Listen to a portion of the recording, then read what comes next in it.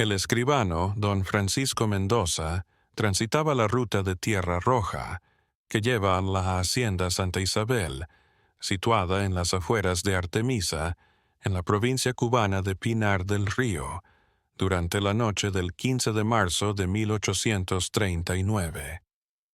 Al sostener el documento que cambiaría para siempre la percepción de una de las familias más influyentes de la región, sus manos temblaban. Lo que estaba a punto de descubrir contradice todo lo que la sociedad de ese tiempo consideraba admisible y sacaría a la luz uno de los secretos más sorprendentes jamás documentados en la historia. Los documentos de la época colonial española. La hacienda ocupaba más de 200 hectáreas de tierra fértil, donde se sembraba café con trabajo esclavo africano, que llegó a sobrepasar los 300 esclavos. Sin embargo, tras las fachadas de la Casa Grande y los barracones en línea, había una realidad que retaba todo lo que se consideraba normal en la sociedad colonial. Doña Catalina Mendoza de Velasco, quien tiene 38 años y es viuda desde hace 5, había recibido como herencia la hacienda de su marido difunto, don Rodrigo de Velasco, un comerciante español que se hizo rico comerciando café y azúcar.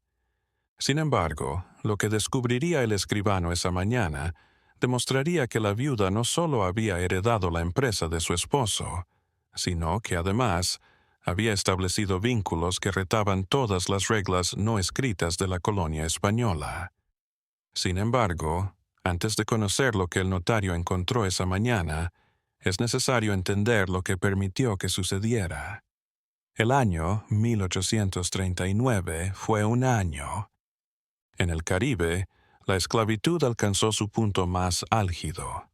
En febrero, cazadores de esclavos portugueses apresaron a cientos de africanos en Sierra Leona y los trasladaron a La Habana, el centro principal de comercio de esclavos en el Caribe. Las tensiones abolicionistas estaban debilitando las bases de la economía colonial. Cuba, con sus extensas plantaciones de café y azúcar, era la isla más adinerada del Caribe español. Desde los primeros años del siglo XIX, el sistema de haciendas en la región occidental de Cuba, sobre todo en San Marcos y Artemisa, había crecido significativamente. Las plantaciones más grandes llegaron a contar con 300 a 400 esclavos, organizados en cuadrillas bajo el sistema conocido como gun system. Este método consistía en dividirlos en grupos supervisados por contramayores y capataces. En 1839, la sociedad cubana tenía una jerarquía muy marcada.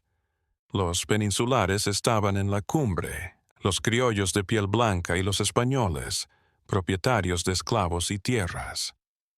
Los mulatos y los pardos libres, que ocupaban posiciones intermedias como artesanos o pequeños comerciantes, estaban por debajo de ellos.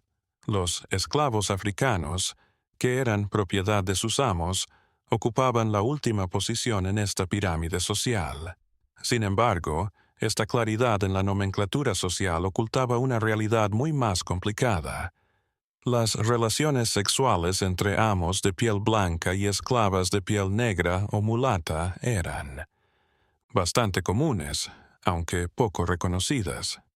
Los hijos de estas uniones, conocidos como mulatos, ocupaban una posición intermedia en la jerarquía social colonial, algo completamente inaudito y visto como un tabú impensable. Una mujer blanca de la élite involucrándose con hombres esclavizados. En la Cuba decimonónica, no era raro encontrar esclavas que tuvieran propiedad sobre otros esclavos. Numerosas viudas heredaban las propiedades de sus esposos y continuaban dirigiendo las fincas con firmeza. Firme. Algunas eran tan crueles o más que los hombres en el trato a los esclavos. La tenencia de esclavos por mujeres blancas era aceptada y legitimada en la sociedad, siempre que las jerarquías y formas raciales se mantuvieran. Don Francisco Mendoza había sido convocado a la Hacienda Santa Isabel con el propósito de examinar el censo de esclavos de dicha hacienda y así actualizar los registros oficiales de la corona española. Esta clase de los inventarios eran procedimientos habituales que se realizaban cada 5 años, o cuando se producía un cambio de propiedad. El notario miró con mirada inquisitiva la actividad de la mañana cuando su carro pasó las puertas forjadas en hierro de la hacienda. Las cuadrillas de esclavos ya estaban en los cafetales, bajo la supervisión de los capataces, recolectando los granos rojos. Todo parecía ser una forma de vida en una hacienda próspera y bien estructurada. En la sala principal de su hogar, doña Catalina lo recibió. Grande, un edificio colonial de 2 niveles que tiene columnas de madera y balcones amplios. La viuda se vestía de negro, como era habitual. Había transcurrido 5 años desde que su esposo falleció. Era una mujer deportista, con facciones sutiles y una mirada penetrante que parecía evaluar cada palabra y cada gesto. La primera conversación fue educada, aunque distante. La hacienda prosperó bajo la administración de doña Catalina, quien explicó que luego del fallecimiento de Don, la producción de café se había incrementado en un 40%. Rodrigo había adquirido esclavos nuevos y actualizado ciertos procedimientos de secado y tueste del café. El escribano registraba, asombrado por la habilidad administrativa de la recién ascendida. Sin embargo, cuando don Francisco solicitó revisar los registros de la Casa Grande para verificar el número preciso de esclavos en el hogar, doña Catalina experimentó un cambio.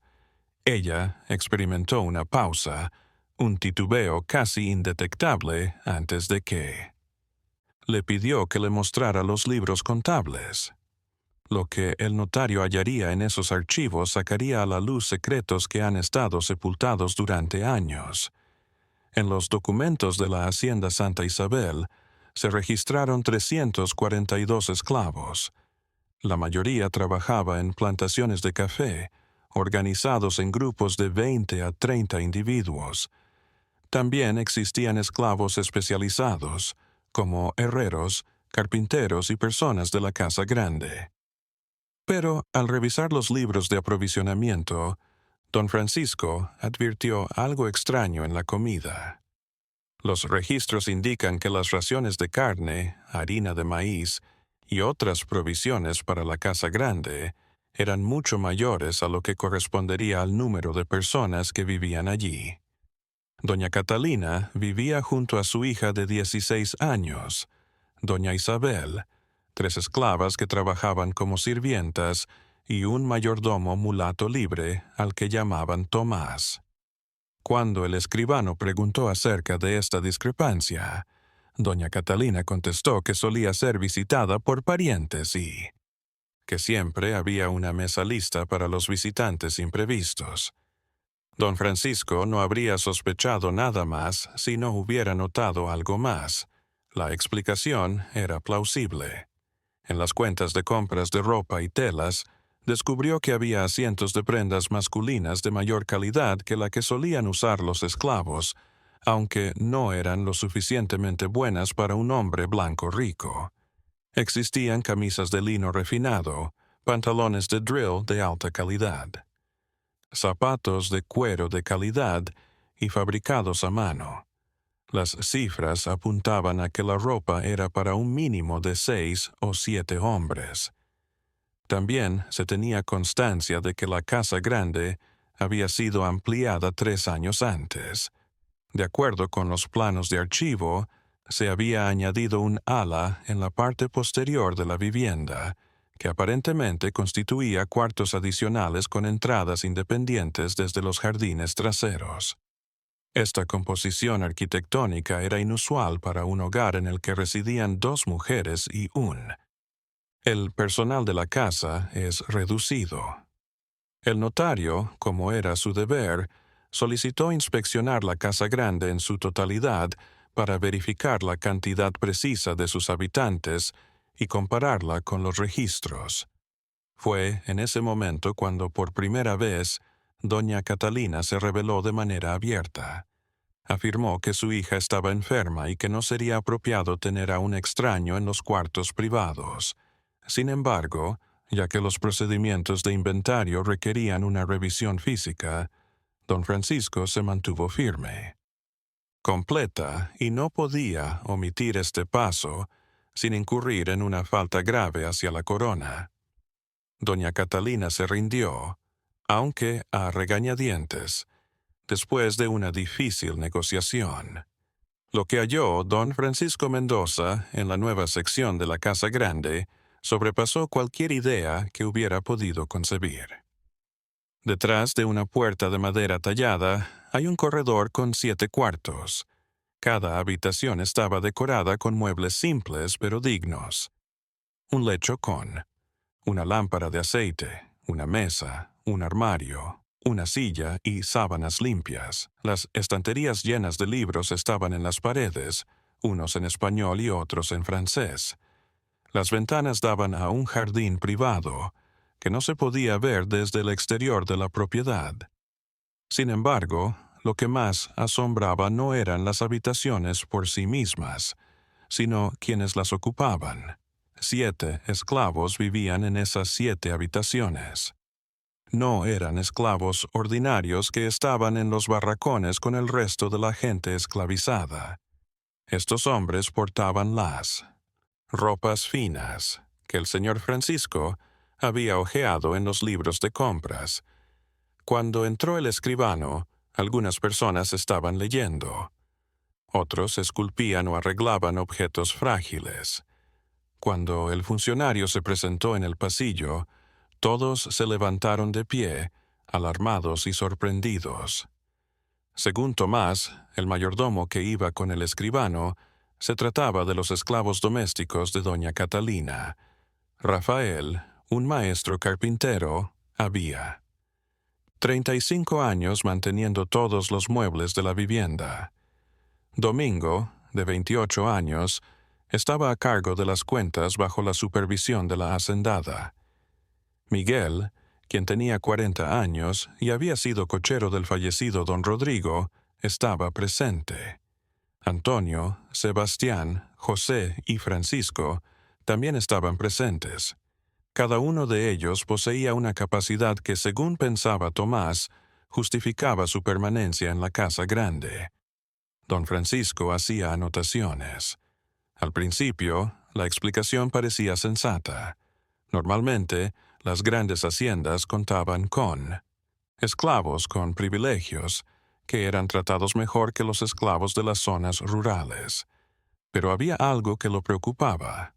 En primer lugar, ninguno de estos 7 hombres aparecía en los registros oficiales como esclavo de la casa. Conforme a los documentos, todos figuraban como integrantes de las cuadrillas de campo.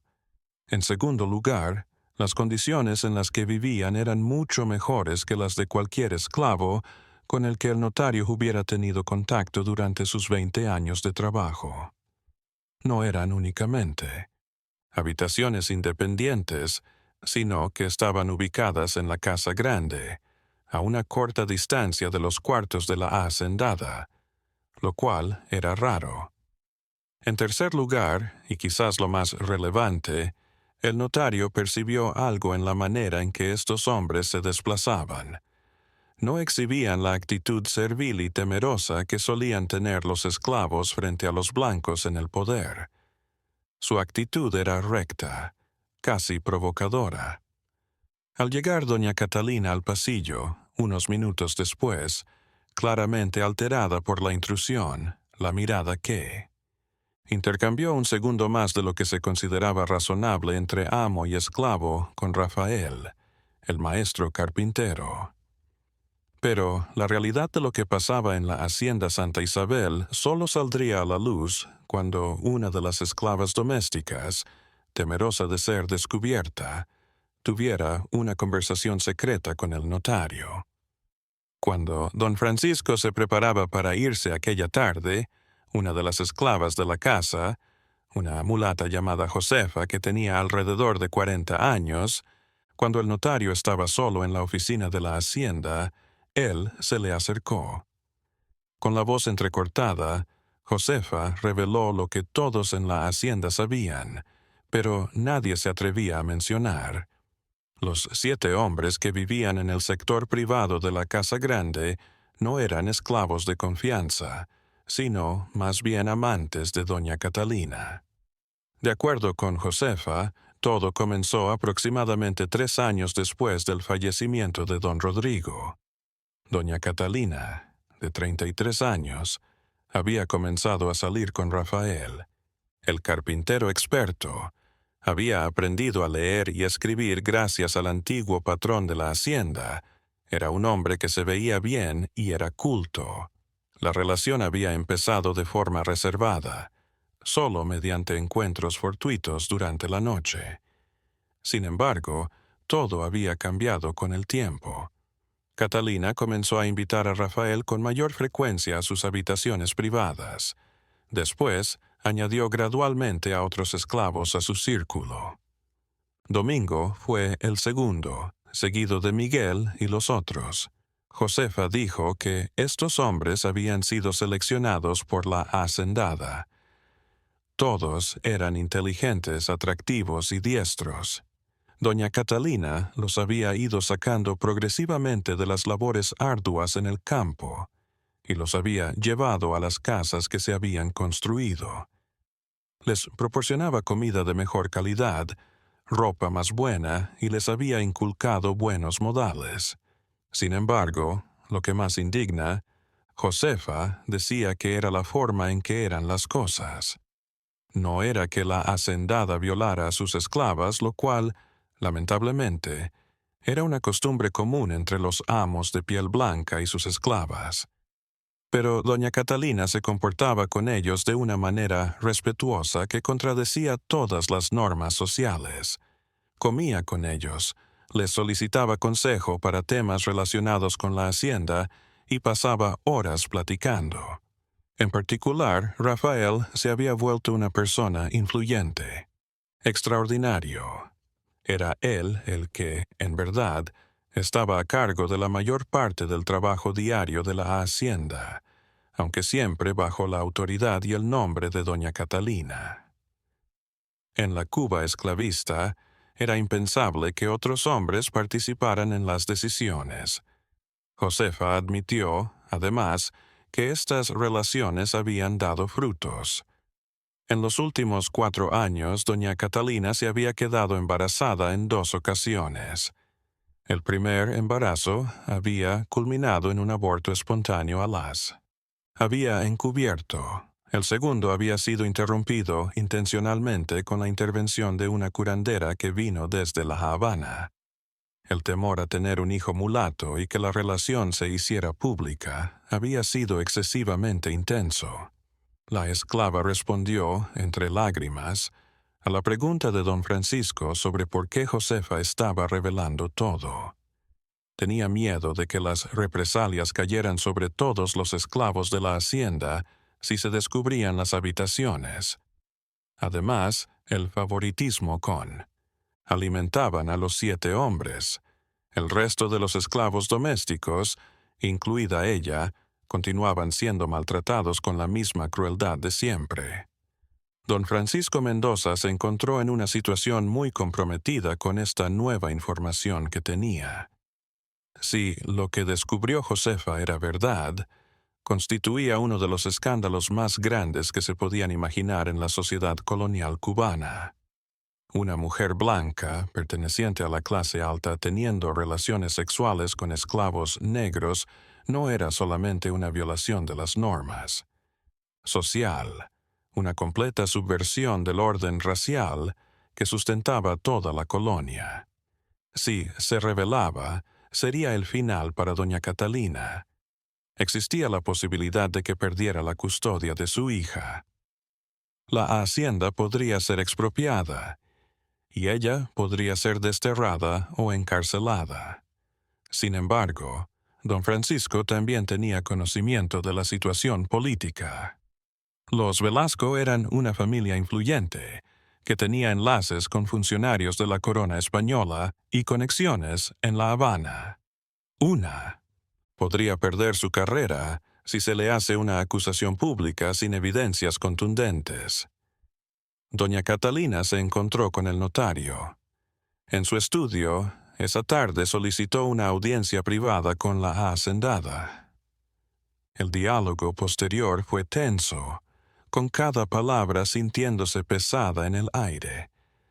Don Francisco, midiendo sus palabras, enumeró las anomalías que había encontrado en los archivos y añadió, sin desvelar la fuente, que había recibido información acerca de la verdadera. La manera en que se desarrollaban las relaciones entre la mujer ascendida y los 7 hombres que vivían en el sector privado. Doña Catalina trató de continuar con la farsa. Persistió en que los hombres eran solo esclavos costosos, a quienes trataba de manera amable para conservar su productividad y fidelidad. Rechazó de manera categórica cualquier actitud indebida.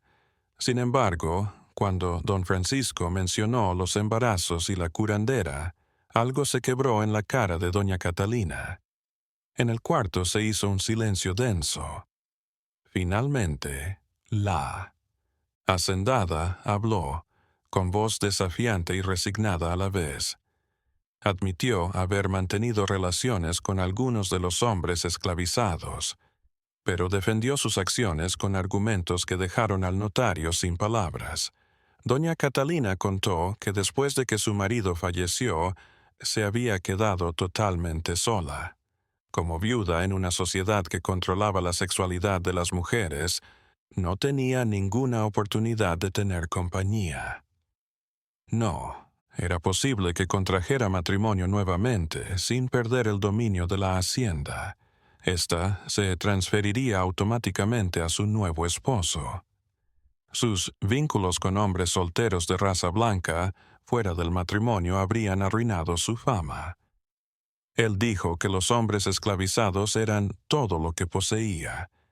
No podían divulgar el secreto sin arriesgar sus vidas, y les había brindado una vida mucho más favorable de lo que habrían tenido de otra manera. Sin embargo, doña Catalina reveló algo más perturbador, aparte de la comodidad. Se ha enamorado de verdad, sobre todo de Rafael, de ciertos hombres, habiendo encontrado en ellos inteligencia, sensibilidad y capacidades que la sociedad les negaba debido a su color de piel. Esta declaración suponía una amenaza más grande para el orden social que el acto sexual en sí. Significaba que las líneas raciales que defendían la esclavitud eran arbitrarias y falsas. Si una mujer blanca perteneciente a la élite era capaz de identificar humanidad en los hombres esclavizados, ¿en qué consistía la ideología que sostenía que los africanos eran naturalmente inferiores y estaban destinados a ser siervos? Lo que el señor Francisco determinará en los próximos días definirá el futuro de doña Catalina, de los 7 hombres y de toda la estructura social del área. Durante 3 días, don Francisco Mendoza se hospedó en una fonda en la localidad de Artemisa para reflexionar sobre lo que había aprendido. Los asuntos legales estaban solucionados.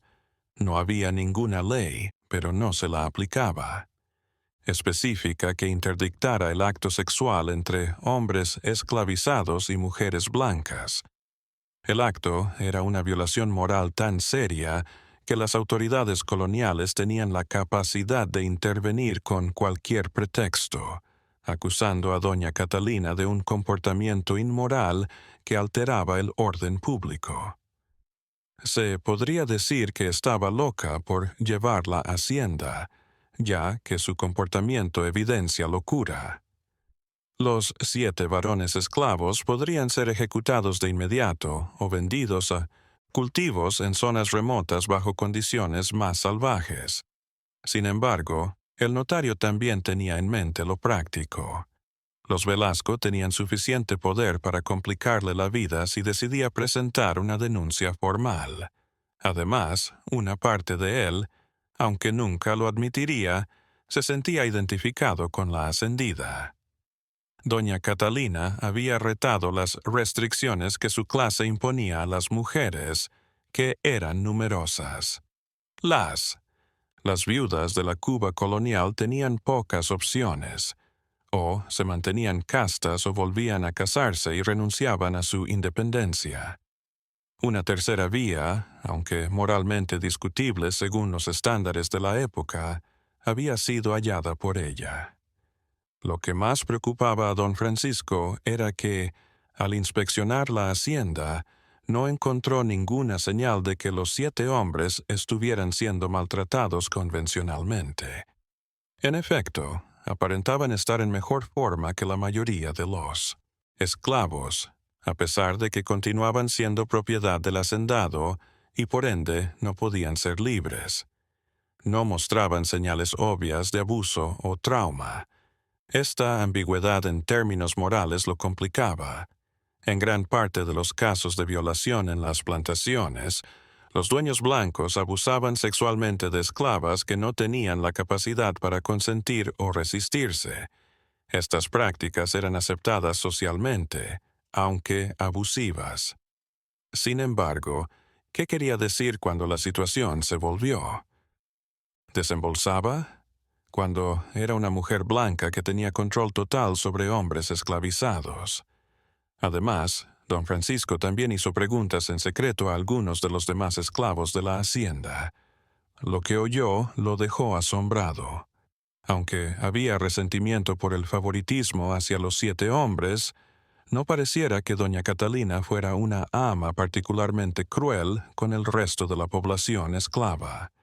En realidad, algunos esclavos afirmaron que desde que ella asumió el control de la hacienda, la situación había mejorado un poco. Menos azotes, raciones de calidad ligeramente superior y autorización para realizar fiestas en días festivos. Esta información solo aumentaba la confusión en el asunto del notario. No se trataba de una infracción menor de las normas sociales, sino de un descubrimiento que evidenciaba las contradicciones del sistema esclavista. En última instancia, don Francisco tomó una decisión pragmática, acorde con sus propias ambivalencias morales. Ubicaría a los 7 hombres en el inventario oficial de la hacienda de acuerdo con lo que les correspondía según los libros. Sin embargo, no diría nada abiertamente acerca de cómo eran sus relaciones con la ascendida. Paralelamente, redactaría un informe confidencial para el capitán general de Cuba, en el que le contaría lo que había encontrado y le dejaría a él la decisión de cómo proceder. Así, él cumpliría con su deber sin asumir el peso de la responsabilidad. De los efectos. En abril de 1839, el informe confidencial de don Francisco fue entregado en La Habana. Sin embargo, para sorpresa del escribano, la respuesta de las autoridades coloniales fue más prudente de lo que anticipaba el capitán general, un político anciano llamado don Joaquín de Espeleta, quien rápidamente entendió lo delicado del tema. Un escándalo que afecte a una familia influyente podría tener un impacto en la política de maneras inesperadas. Asimismo, en el año 1839, los grupos abolicionistas, de carácter internacional, la atención mundial sobre las atrocidades de la esclavitud se centraba en el caso de la Amistad, un barco de esclavos apresado en julio de ese año, después de una insurrección por parte de los africanos a bordo. La propaganda abolicionista podría verse impulsada por un escándalo que revelara las complejidades y maldades de las relaciones raciales en Cuba. Era más conveniente. Las autoridades decidieron manejar el caso con discreción. Un mensajero encubierto fue enviado a la Hacienda Santa. Isabel. El mensaje dirigido a doña Catalina era claro. Tenía que terminar de inmediato con la esclavitud de hombres y restablecer el orden en su hacienda. Los 7 hombres tenían que ser regresados a los barracones o vendidos de manera encubierta a otras plantaciones. En retribución por su asistencia, no se presentarían cargos en su contra y el caso se mantendría confidencial. Pero la hacienda sería inspeccionada de manera sorpresiva para asegurar que se cumpla. Doña Catalina no tuvo la opción de negarse. La estructura que había mantenido durante años se desmanteló en las semanas posteriores. Rafael fue el primer trabajador al que despidieron. Según los documentos que se guardan, fue vendido a un comerciante de La Habana, quien lo revendió a una plantación azucarera ubicada en la parte oriental de Cuba.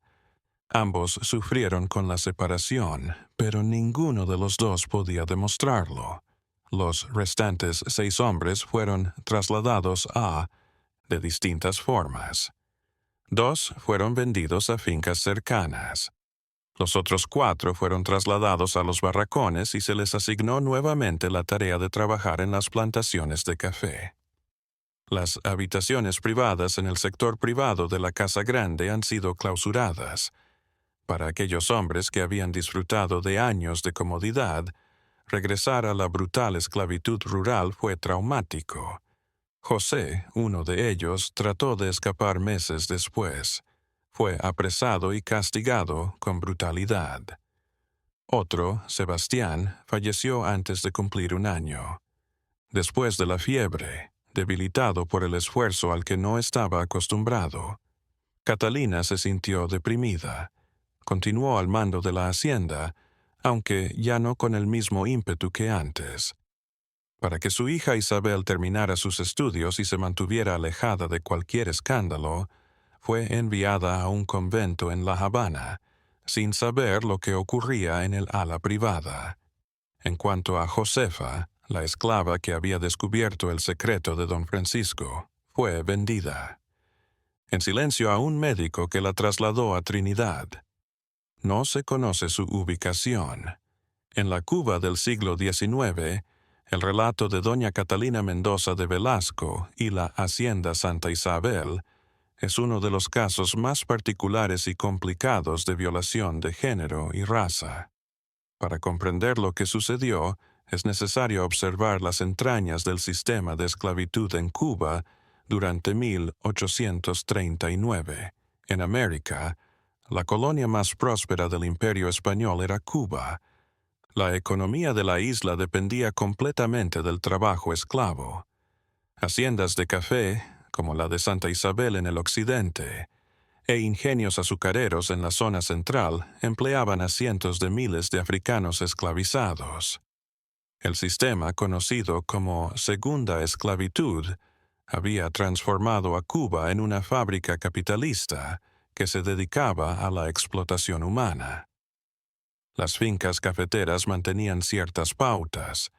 Los esclavos habitaban en barracas, prisiones colectivas, en las que decenas de individuos eran hacinados en condiciones inhumanas. Los supervisores armados azotaban a los que trabajaban desde el amanecer hasta el anochecer. La comida era insuficiente. Carne salada en pedazos, boniatos y plátanos. Las enfermedades eran frecuentes, y la esperanza de vida de un esclavo del campo no alcanzaba a menudo los 40 años. En este sistema despiadado existían jerarquías.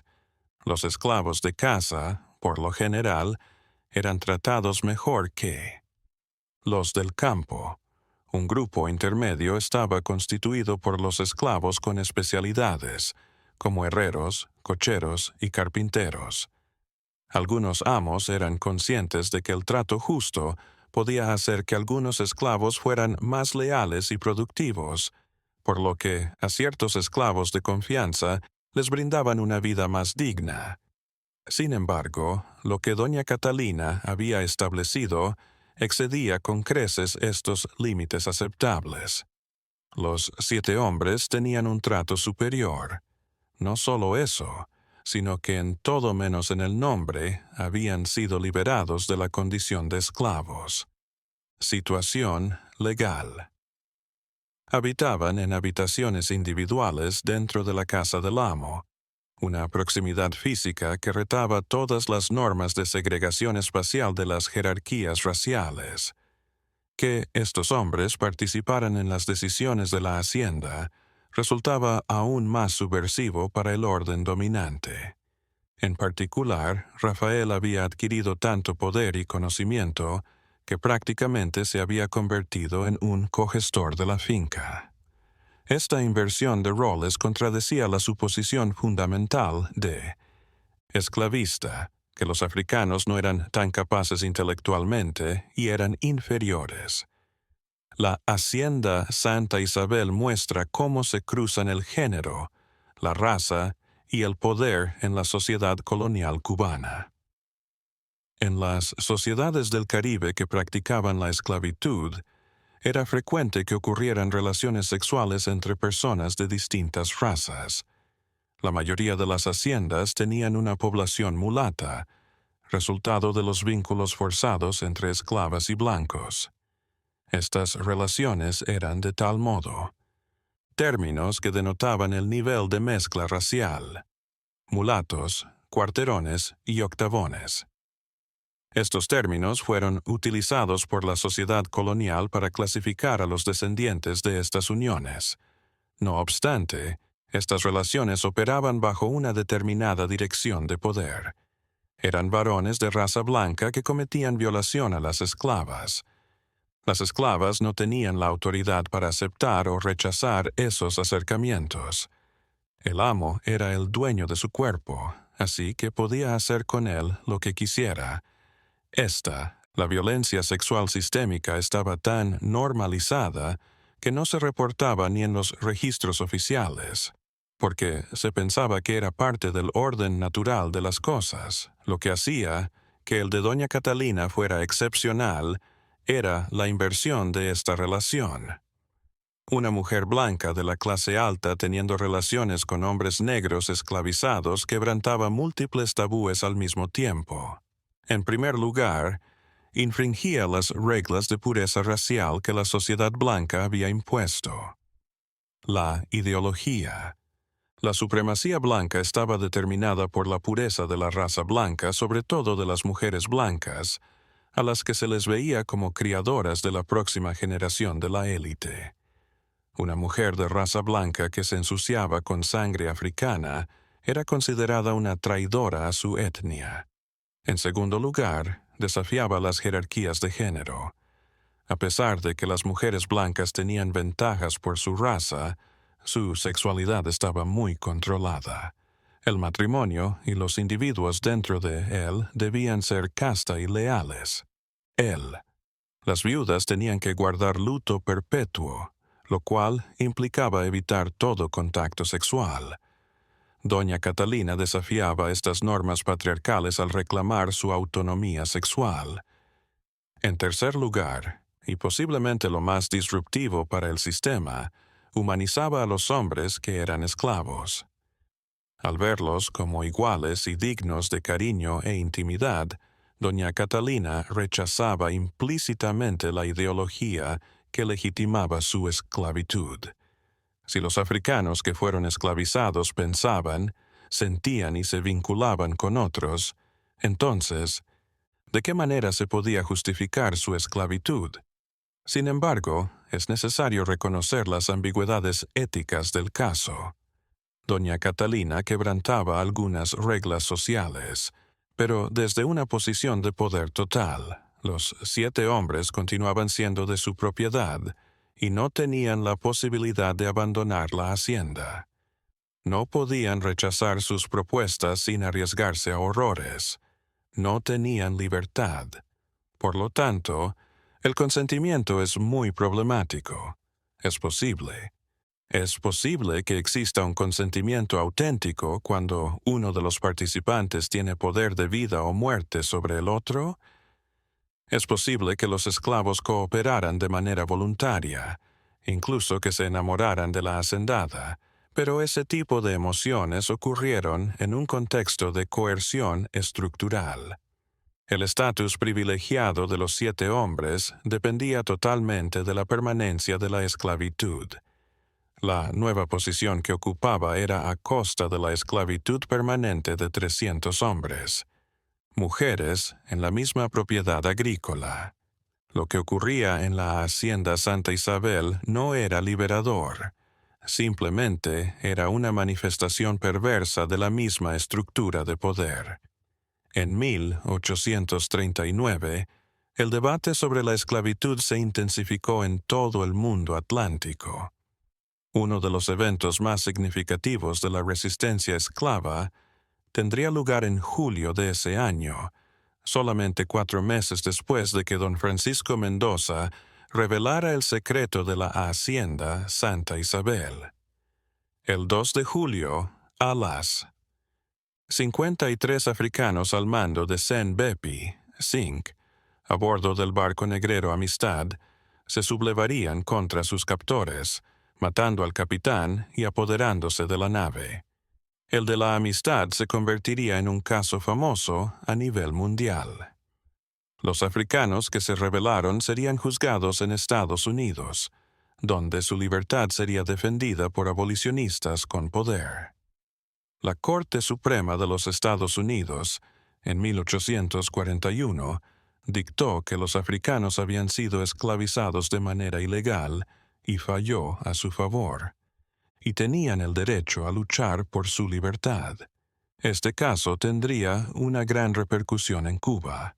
Los esclavistas cubanos continuaron siguiendo el caso con horror, temiendo que sentara precedentes peligrosos. A una clase propietaria que, con un número reducido de individuos, vivía rodeada por una gran población esclava, le aterraba la posibilidad de que los africanos esclavizados pudieran matar a personas blancas y ser absueltos por un tribunal de Estados Unidos. Desde hacía un tiempo, las tensiones abolicionistas estaban en aumento. Durante décadas. En 1834, Gran Bretaña eliminó la esclavitud en sus colonias del Caribe, un acontecimiento que tuvo un gran impacto en el Caribe español. La British and Foreign Anti-Slavery Society fue establecida en Londres en 1839 con el objetivo de llevar el movimiento abolicionista a nivel internacional. A pesar de que España había establecido acuerdos con Gran Bretaña para terminar la trata de esclavos, estos eran desatendidos en la realidad. A pesar de que seguían arribando a Cuba barcos negreros con cargas humanas, cada vez más en la clandestinidad. Los cubanos ascendidos eran conscientes de que su modo de vida estaba en peligro. En ese contexto, haciendas como Santa Isabel representaban peligros en más de un sentido. No solo ponían a prueba las normas sociales, sino que también mostraban las contradicciones del sistema de esclavitud. Si se rebelaban, podrían promover la propaganda abolicionista, ilustrando la inmoralidad del sistema.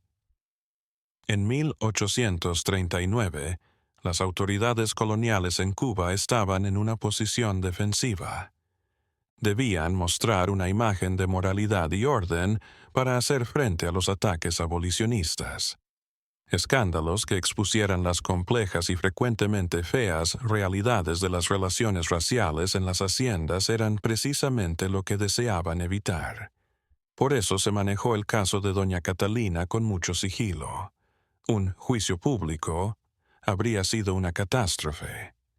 Habría revelado no solo las violaciones de una hacendada en particular, sino las hipocresías estructurales del régimen colonial. Era mucho.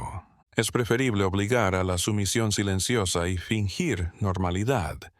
Pero la severidad de las medidas represivas, la dispersión de los 7 hombres, su venta o su regreso brutal al trabajo de campo, mostraba lo mucho que las autoridades temían que esto sentara un precedente de que las líneas raciales eran negociables. El sistema esclavista se basaba en la convicción de la total diferencia y, por tanto, inferioridad de los africanos, lo que sea que. Poner en duda esta idea amenazaba con derrumbar todo el edificio. Doña Catalina había cometido una herejía ideológica al considerar iguales humanos dignos de afecto y respeto a 7 hombres esclavizados. El ejemplo de Doña Catalina también ilustra el rol de las mujeres blancas en el sistema esclavista, un tema menos estudiado de lo que merece. Las mujeres blancas en las colonias esclavistas tenían un estatus ambiguo. Por un lado, eran parte de la élite gobernante, apropiándose directamente del trabajo esclavo. Por el otro, estaban sometidas a los varones blancos en jerarquías patriarcales que restringían su autonomía. La posesión de esclavos por parte de mujeres no era extraña. Muchas esclavas eran legadas como parte de dotes matrimoniales o herencias. Las viudas a menudo heredaban y administraban haciendas después de la muerte de sus esposos.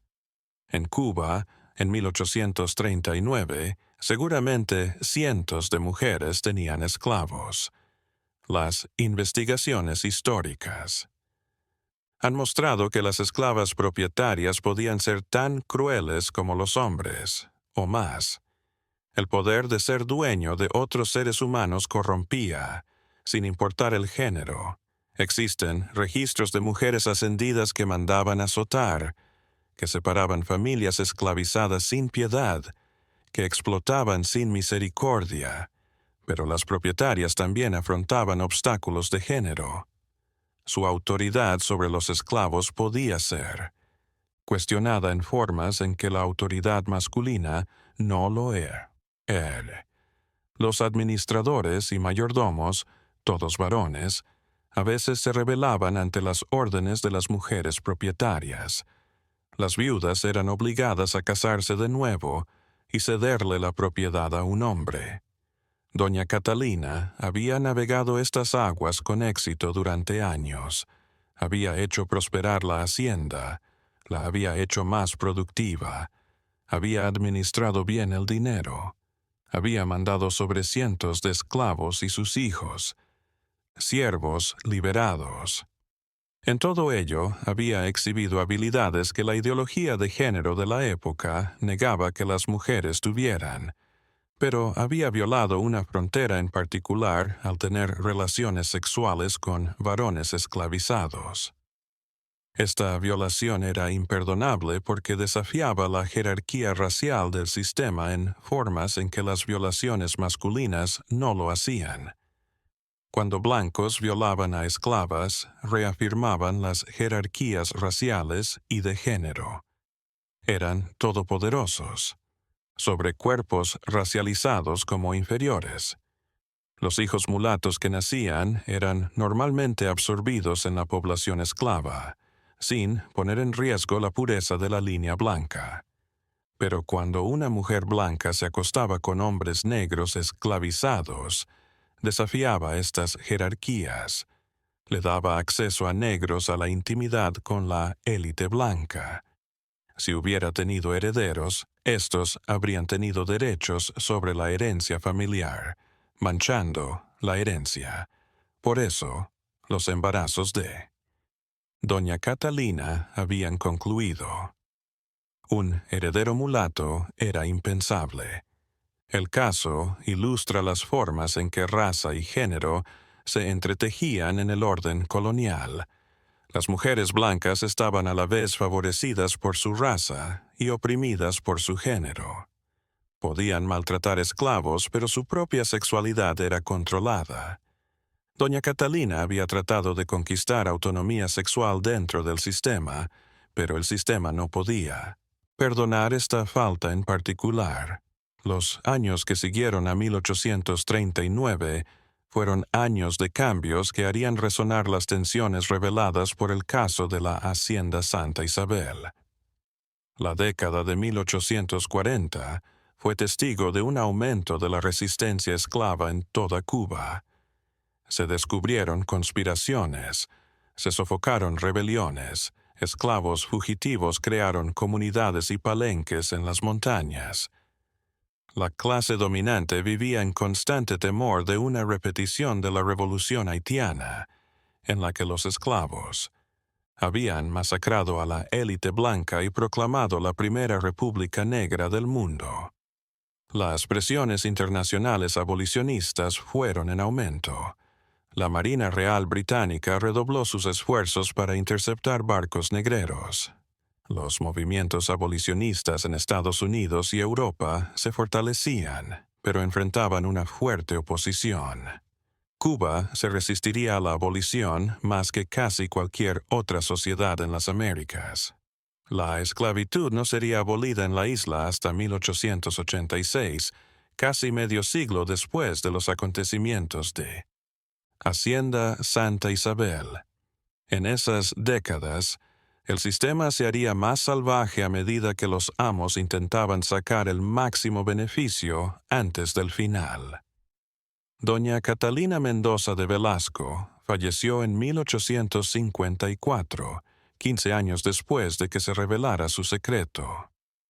Pasó sus últimos años prácticamente recluida, dedicándose a administrar la hacienda, pero sin volver a participar en la vida social de la élite local, como lo había hecho antes. Su hija Isabel se casó con un comerciante español y se mudó a La Habana, alejándose de la hacienda y su historia. En su testamento, doña Catalina ordenó que 3 esclavos domésticos fueran liberados tras su fallecimiento. Ninguno de ellos era uno de los 7 hombres del ala privada. Esta ausencia indica que tal vez la separación había sido demasiado dolorosa y no quería reconocerlos ni siquiera en su muerte. De los 7 hombres, los destinos son en su mayoría desconocidos. Rafael, vendido a una hacienda azucarera en el oriente de Cuba, se pierde la pista de él después de 1840.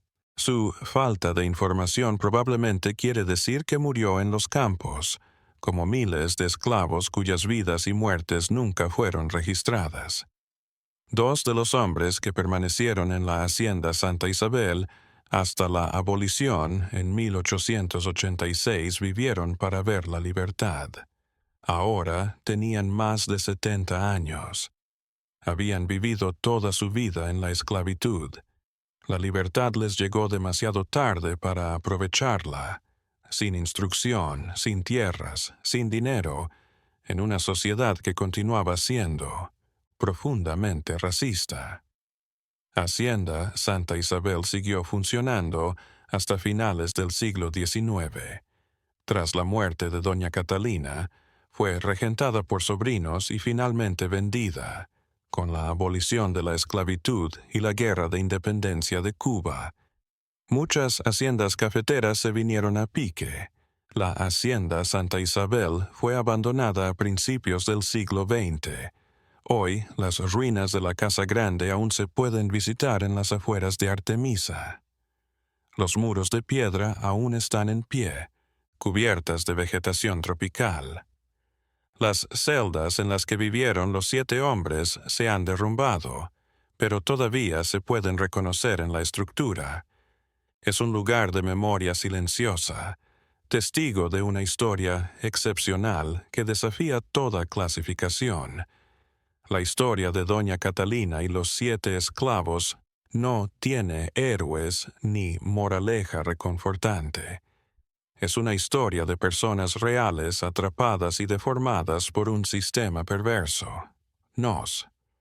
Recuerda que la esclavitud no solo maltrataba a los esclavos, aunque ellos sufrían mucho más, sino que pervertía a las sociedades que la practicaban.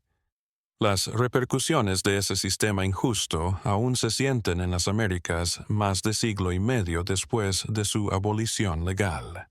Las jerarquías raciales de la esclavitud se mantienen en otras formas. La riqueza amasada con el trabajo esclavo sigue enriqueciendo a los descendientes de los esclavistas gozan de ventajas estructurales, y los descendientes de los esclavizados sufren desventajas estructurales. La narrativa de la Hacienda Santa Isabel nos invita a reflexionar sobre cómo el poder, la raza, el género y la sexualidad se entrecruzan. Nos recuerda que incluso en los actos de resistencia o transgresión individual, las estructuras sistémicas de opresión tienen maneras de perpetuarse y nos fuerza a reconocer que la humanidad completa de las personas esclavizadas existía a pesar de todo, de si sus captores la reconocían. En el silencio de las ruinas de la Hacienda Santa Isabel, aún resuena el eco de vidas indignas impuestas, de amores imposibles bajo coacción estructural, de autonomías reclamadas dentro de sistemas pensados para negarlas y de la resistencia humana básica a ser reducida a posesión, sin importar la violencia utilizada para mantener esa reducción. M.